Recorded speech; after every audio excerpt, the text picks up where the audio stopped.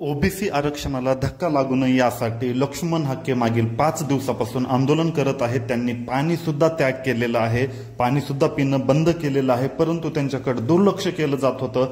आजपर्यंत त्यांच्याकडे कोणीही सुद्धा आलेलं नव्हतं, परंतु आज पंकजाताईंनी बी एक पोस्ट केली आणि त्यानंतर आजच डॉक्टर भागवत कराड, संदीपान भुमरे आणि त्यांच्यासोबत अजूनही काही जण भेटण्यासाठी गेलेले होते, परंतु आजपर्यंत आंदोलनाची दखल घेतली नव्हती।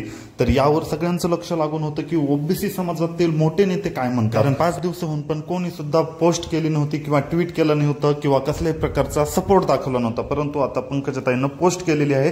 काय पोस्ट केली नक्की बघूया। लक्ष्मण हाके आणि त्यांचे सहकारी उपोषणाला बसले आहेत, पाणी देखील सोडले आहे, पाणी सोडल्यामुळे त्यांची प्रकृती खालावत आहे। शासनाची भूमिका मायबापाची असावी, सर्व वर्गांना सर्व आंदोलनांना सारखीच वागणूक मिळाली पाहिजे, समान न्यायाची अपेक्षा मायबाप सरकारकडून असते, त्यांच्या उपोषणाकडे गांभीर्याने पाहावे। तर अशा प्रकारची पोस्ट पंकजाताई यांनी केलेली आहे आणि सर्व आंदोलनाला समान वागणूक मिळाली पाहिजे याचा रोख नक्की कोणाकडे होता, आता अशा चर्चांना सुरू झालेल्या आहेत। तर